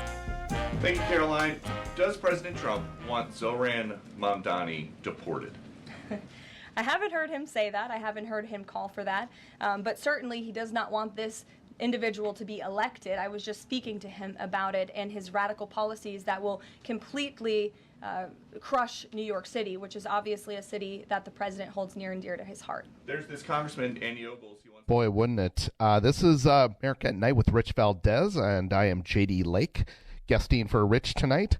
Talking about Mamdani there, boy, isn't he coming out of nowhere, and doesn't that sound a little like Mr.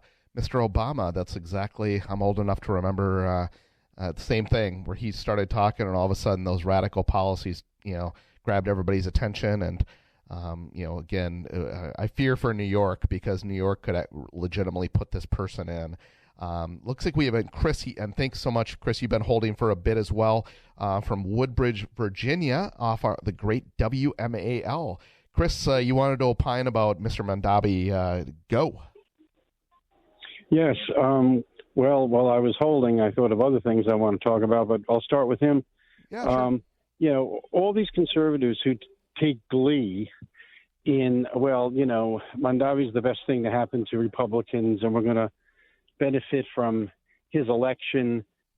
I don't want any part of the United States to become a place I can't go to enjoy. I mean, New York and L.A., we should be depressed if they go the way of Beirut or something.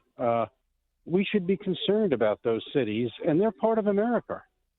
And the other thing I wanted to say was, I'm definitely with Tucker Carlson and Steve Bannon and not with Mark Levin on this war.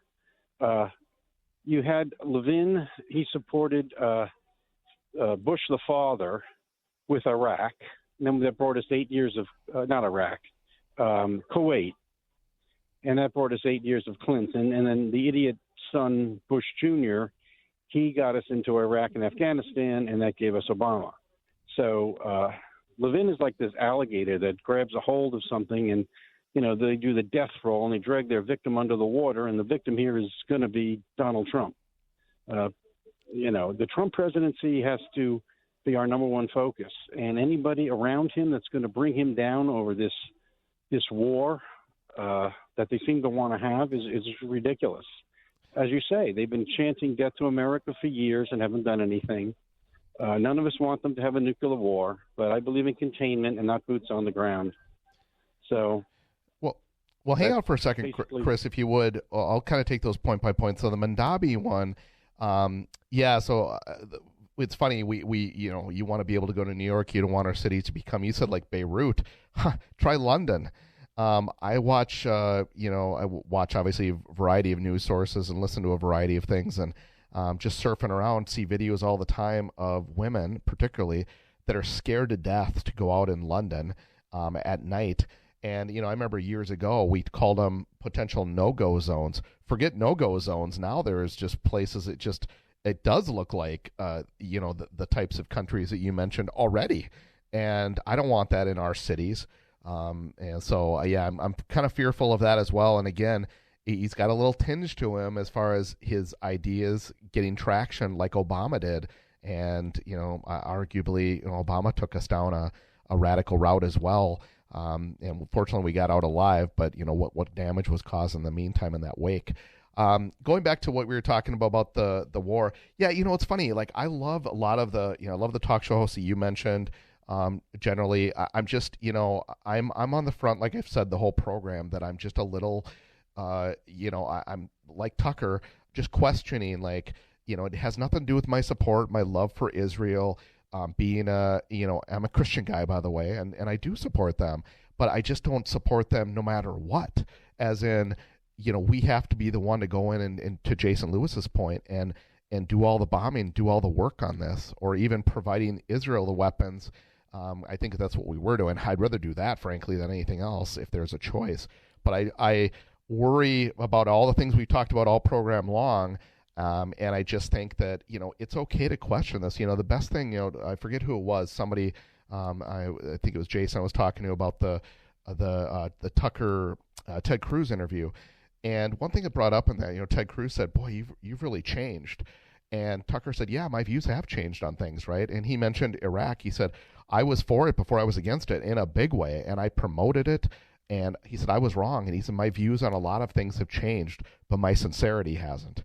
And I thought that was such a good line. I'm sincere with again, my support for Israel, and my support for those people, and my support for, by the way, Iran not necessarily having a nuclear weapon. Now, to Jason Lewis's point, he talked about, North Korea's had it, and they bolster and saber rattle all the time about, that they're going to do this and do that, but they haven't.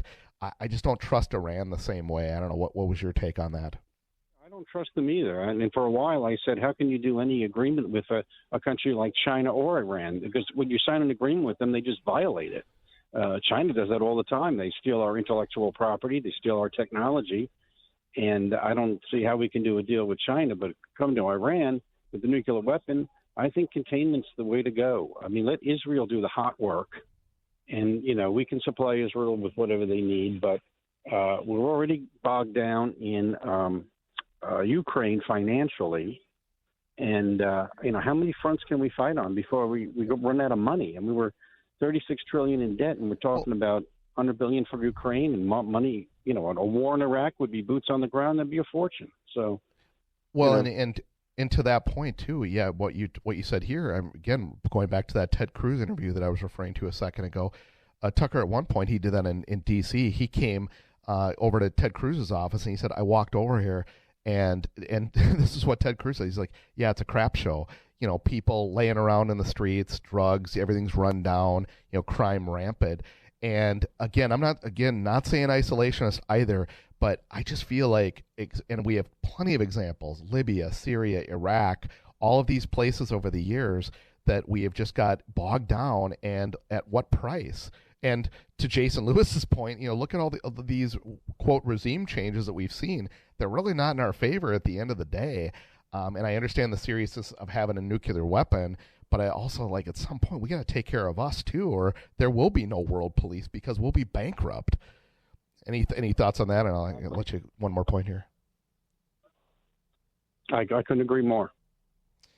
Well, thanks so much for holding, Chris. We appreciate you hanging out for a while. And that's Chris from Woodbridge, Virginia, from the great WMAL. So we still have some room on the call board here, and about 30 minutes to go, roughly. 833-482-5337 or 8334-VALDEZ. I wanted to shift gears a little bit. We're talking about it's a heavy topics right coming up to the fourth here. I apologize, but there's just so much going on in the world. As I told my producer, I said, man, there's just no shortage of stuff to talk about right now. I wanted to get into immigration just a little bit. I mean, there's so much in the news about immigration right now, but I wanted to play one clip before we go out here to commercial. And we'll talk about immigration on the backside and kind of what's going on there. Because, again, there's so much going on. We've talked, again, a lot about Iran, a lot about the wars and so forth, and we just talked about what's going on in our cities. But we got to talk about immigration. There's a lot going on there, too, hence why we need to pass the big, beautiful bill. Play this clip for it's MTG, and she's talking to Governor Hochul the other week, who was on Capitol Hill. I think this is great, and we'll talk to you on the other half of the hour here.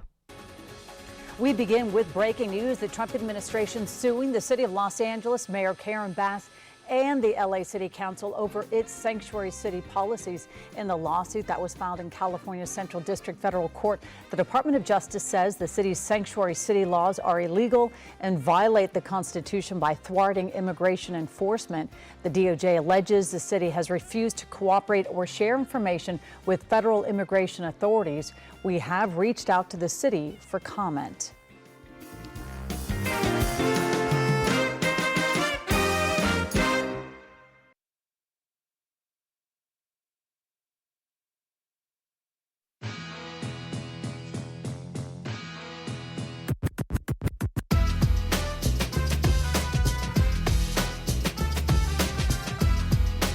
Guests, the best opinions. This is America at Night with Rich Valdes. Do you know the name Laken Riley? Do you know the name Laken Riley? Yes, I do. Oh, you do. Jose Ibarra murdered 22-year-old Laken Riley. He's an illegal alien monster from Venezuela, convicted of 10 charges. He was first arrested by the Biden administration that you stated that you support. Joe Biden for president, right? Proud Democrat, Governor Hochul. First arrested at the border and released by the Democrats that you support. Then, guess what? He made it to New York because the Biden administration flew illegals all over the country, and your state was one that accepted them. He lived at the Crowne Plaza Hotel in Queens, an upscale hotel that was turned into an illegal alien shelter at the taxpayers' expense. $2 million a month went to this hotel. The second time he was arrested was in the state of New York for endangering a child. But he was released quickly before ICE could even issue a detainer, because you support those laws, Governor Hochul. Then he flew, get this is shocking. He flew from the state of New York to my home state in Georgia, and you all paid for it. Because, why? Because it was reticketing, and that was the little gift that you were giving my state by sending monsters there. Costs the state of New York $5 to $10 million a day to feed and house illegals. Are you smiling at me about this? No, I'm not. You look like you got quite a smile on your face. No. Because I can The tell you gentlelady people... will not This is my time, reclaiming my time. I'm thinking about that. Don't you dare smile about the murder of Lake and thinking Riley. about her parents. The third Don't time, question how I look. Jose My heart is Ibarra, breaking for her my parents. time, Governor Hochul. The third time he was arrested was in the sanctuary city of Athens, another Democrat policy. And then he went on and attempted to rape Laken Riley and murdered her. He murdered her. Welcome back to America at Night. That was Marjorie Taylor Greene. I mentioned MTG before the break and Governor Hochul. Man, and that was only part of it. MTG went scorched earth, and I'm glad she did. Man, you definitely want her on your side. It's that was last week on Capitol Hill, and sadly, our governor, I should tell you, I'm J.D. Lake, guest hosting for Rich tonight, and I'm broadcasting on AM 970 WDAY in Fargo, North Dakota. However, I live in Minnesota, so I was going to say our governor, Tim Walz, was also there. We call him Emperor Walz here. He was also on Capitol Hill, and he got two from all these people. It was just beautiful, because I can tell you this much, listening to that clip, Kathy's never been spoke with that way. It's a beautiful thing, folks. We'll take your calls as well, 833-482-5337. That's 8334-VALDEZ here in the last 25 minutes of the show or so. So I wanted to chat about illegal immigration, and we played the clip before the hour of L.A. Mayor Karen Bass. She was being sued now by the Trump administration. That was actually, I think that was announced today. Over their sanctuary city immigration policy. And, of course, we all know what happened weeks ago there, the peaceful protests. Yeah, I don't think so. Not so much. Depends on what channel you watched. But I don't think the businesses downtown thought that either. It's funny, oddly enough, I used to live out there. I worked in the film business and for a little while, and not enough time to explain that out. But I lived there. And my mom lived there for quite a while as well with her husband. And ironically, they just moved. Now, sadly, my mom would probably lean more towards being, I'd suppose, a little more on the liberal side. They own their own business, so I always think that's such a oxymoron to say that you are a business owner because, all of these policies are not pro-business. But they're definitely more socially liberal, unfortunately. And yeah, they voted a lot of this stuff in, and what do they do like a lot of the other folks? And again, breaks my heart to say this, but they left. And I think all these people that want to move to Florida or these other states like Texas and these conservative states should do a recheck, because they're going to pollute the environment there, let me promise you. Like I said, it gives me no pleasure to say that my own mom now lives in another state, not one of those, but another one. And it's, hey, you voted for this. Stick around. Enjoy the party. The water's warm. I saw what LA became in the last probably 10 years, and it's horrible. There's not another way to put it. It's, maybe a fun place to visit. I wouldn't go out too much at night, but I wouldn't do that a lot of places, like Chicago. Used to love going there, down on the Gold Coast. And I wouldn't say in the case of Chicago, it's not all illegal immigration, although some of it might be, but for sure is in LA. And they've just let it get so out of hand. And for those of you who don't know Mayor Karen Bass, you might have saw her in the news, who Trump's suing there, that you might have saw her in the news back when the fires happened in the Palisades, right? Trump went head to head with her in that news conference he did at the fire station. And she's an avowed communist. Not too unlike Bernie Sanders. In fact, if that's possible, she might even be further to the left of Bernie Sanders than Bernie Sanders, right? I thought he's pretty bad, but yeah. So Karen Bass being sued over the sanctuary city policies. I mean, I'm not sure there's much you're going to be able to do with LA, but let's keep fighting, right? We want this country to be great again. I've talked a lot, again about wars tonight, and I do trust Trump. I voted for him. Obviously, I would think most people know that just listening. But, at the same time, what he's doing on immigration, amazing. All of it. And believe it or not, even in LA, there's a lot of immigrants, legal ones, that believe in what he's talking about.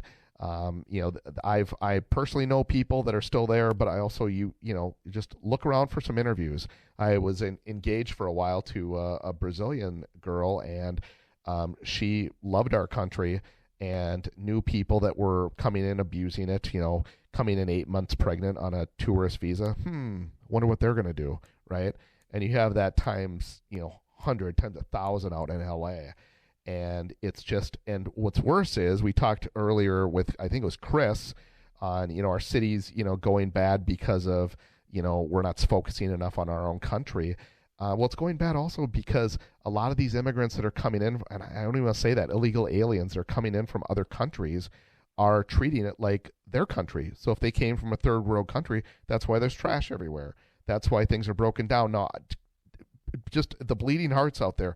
I know there's many, we'll just say Mexicans, even Chinese, and other immigrants or illegal aliens that are coming in. They're working, very hard, and I appreciate them. And I also appreciate that they're family oriented and, for a lot of the things that we talk about, right? I mean, they're very much Christian people or Catholic Christian people. And they just want a better life, but we can't do that for everybody is the bottom line. And I think you've heard that many times from, maybe Rich and other folks that are on the conservative side would love to bring everybody in, but we just can't do it. And worse, they're bleeding us dry with all the subsidies. You heard earlier in the program, we talked about, what was going on in New York with all of the hotels and the flights and the one-way, all of this stuff. We can't do this anymore. And so, the one thing that kind of gets often swept under the rug, and I really believe Trump at his word with this when we talk about the self-deportations, but there's a catch to that. Some of these people, and I believe Tom Homan said this as well, that if you self-deport, you can essentially get a place in line ahead of if you don't. In other words, you might have to pay a fine at the end of the day, and you're definitely going to leave the country for a period of time, but you're going to get in line to get back in.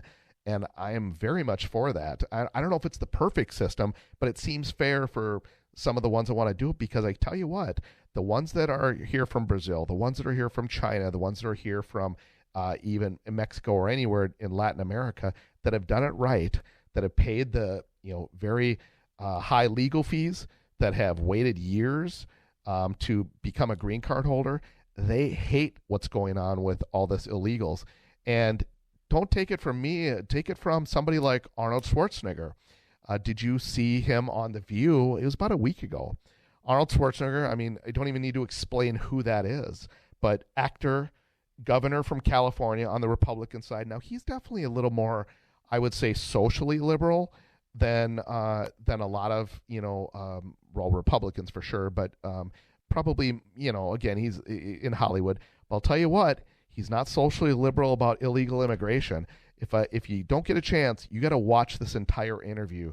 But I'm going to play you just a little bit of it from The View. And he had these ladies dropping their jaw, and I want you to know, because they thought they had a friendly on there, right? They thought they had somebody that was, as soon as he brought up illegal immigration, that they brought it up, and, they thought, he's going to just be, crying over this and brokenhearted that what Trump's doing in Trump's policies, because he's no friend of Trump's either. Keep that in mind. He took over The Apprentice, and Trump no likey. So anyway, this clip right here, Arnold gets asked the question about, what do you think? And I want you to listen to the very end of it, not only what he's saying, but when they try to interrupt him and stop him, because they're not thrilled. But this is cut 8. Go. But the key thing also is at the same time that we got to do things legal. That is the important thing, So you got to do things legal, and those people that are doing illegal things in America and that are foreigners, they are not smart. Because when you come to America, you're a guest, and you have to behave like a guest. Like when I go to someone's house and I'm a guest, then I will do everything I can, keep things clean, and to make my bed and to do everything that is the right thing to do, rather than committing a crime or being abusive or something like that. So that doesn't really work in this country. So I think the important thing is when you become an immigrant, to think about, okay, I go to America because I want to use America for the great opportunities that America has in education, in jobs, creating a family, all of those kind of things. Then you have to think about, okay, If I get all of those things from America, then I have to give something back. You have a responsibility as an immigrant to give back to America and to pay back to America and to go and do something for your community for no money whatsoever. Give something back to after-school programs, Special Olympics, or whatever it is. Make this country a better place. Well, look at that. Yeah, that's probably not what you expected to hear from Mr. Arnold, but he gets it, right? And you talk to, most of the people that are in his shoes, right? I mean, America has given Trump a lot. And in fairness, he's given back, right? Just to his last point there. So that was kind of what I wanted to share with you from Arnold. Again, there's a lot of people that feel like him. Don't think you're alone. And again, I don't agree with Trump on it, or rather Schwarzenegger on everything, but I agree with him on that. So we're going to go to break here. You can feel free to give us a call, 833-482 833-482-5337 or 833-4-VALDEZ, and that's Valdes with an S. Go nowhere, folks. This is America at Night with Rich Valdes. Call now, 833-4-VALDEZ. That's 833-482-5337. 833-4-VALDEZ. That's Valdes with an S.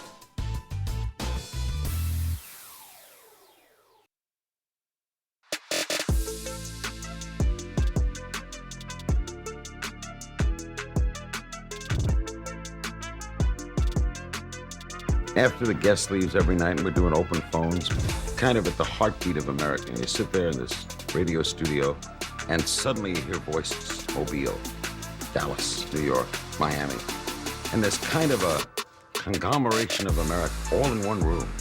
There is a major development tonight in Canada-U.S. trade talks. Late this evening, the federal government suddenly announcing it is now rescinding its tax targeting big tech companies. The Prime Minister is saying talks can now resume. This comes just 2 days after Trump abruptly posted online that trade talks were off unless Canada dropped the digital services tax. It was just hours away from taking effect tonight when Ottawa made the announcement. Sam Sampson is in Washington. And Sam, take us through this late news from the federal government. Welcome back to America Night with Rich Valdes. That was a clip talking about, obviously, the tax that was rescinded from Canada. There's been some action this week. Trump's wasn't too thrilled with them, kind of walked away from the table, and now they rescinded that. So that's a good thing. Before that, we had Larry King. Boy, it's funny. I hear that Larry King clip, and I think, gosh, I wish I could have met that guy. I miss him. But we have Tony, actually, from Montreal, Canada, on. I've talked to Tony before. I remember you from the last time. Good to talk to you again. And he wants to tell us how much the Canadians love Trump. Yeah. Well, I believe that Trump has a new doctrine similar to when President Truman was around. They had the Truman Doctrine. I think it's called it's gunboat diplomacy, peace, pressure, and power. And he's exercising all of those to his advantage. And, a lot of people don't dismiss him, don't take him seriously, but he's an excellent business person that became a billionaire twice, once losing it and then recreating his wealth. And I don't believe that this gentleman is a person that the left really respects. And the world is learning that this gentleman knows what he's doing. And, he's reinvented gunboat diplomacy. And he taught the Iran regime a lesson. And, I heard your earlier expert saying it was really about regime change. Look, the Americans, the Canadians lived through the hostage crisis. Two countries actually worked together to, have some of those diplomats released. I mean, the Canadians with Ken Reed released, 10, 15 of them. And, our countries have always been, symbiotically linked politically and economically. And that'll never change because we are cousins and we will never stop being cousins. I think that Trump is, using his negotiations and his abilities to get an advantage. And, you have to ask yourself, why has Canada not done the same? And not just today, but 30 years ago and 40 years ago. And, when a person says, United States first or America first, why? have the Canadian politicians not done equally the same? Canada first for itself. And, Bismarck always said that, there are no friends, there are no enemies. Germany only has permanent interests. And that's exactly the Trump doctrine. Gun-to-boat diplomacy, getting power and using power and pressure to obtain peace. He lived through that, and he's an intelligent man. He doesn't want Americans dying like they did in Afghanistan, and how many Canadians died there also. I just want to say one thing about the tariffs. Real quick. I don't it's hurt us, and I think that Trump is very smart because he's bringing the Chinese to their knees, and he should have done this a long time, and so should have Canada. Well, thanks so much, Tony, as always, for the call. We appreciate you, and we love Canada, too, by the way. We're going to go to break here. We'll be back maybe with some more calls and round out the show. Don't go anywhere, folks. This is America at Night with Rich Valdes.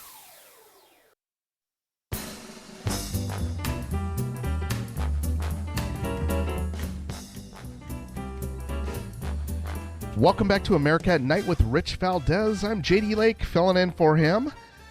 Gosh, I'm telling you, folks, you have no idea how fast this goes. It goes very quickly, especially when you have good guests and good callers, of which we had both tonight. I know we still have some callers holding a DJ here and from upstate New York. He wanted to say, I guess husband was Polish and escaped from the Nazis, or escaped the Nazis, rather. That's from WDGI out of upstate New York. But we'll get to you tomorrow. I apologize. We just kind of ran short a little bit tonight. And I want to make sure you can talk out your point. Rich is going to be back, I believe, Monday next week, but we'll be covered every night this week with some guest hosts. Hopefully I'll be back here soon. This is, again, I just can't believe how fast it goes. I'm trying to think of something else to round out the show with. I had all kinds of good stuff queued up.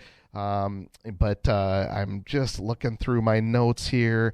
Again, if you want to get a hold of Jim Morris, my first guest, a lot of people were commenting on him. His book is Dream Makers, and it's JimTheRookieMorris.com. And then also Jason Lewis. Jason Lewis was my second guest, and he was great. And I think Tony from Montreal even brought him up. That's JasonLewis.substack.com.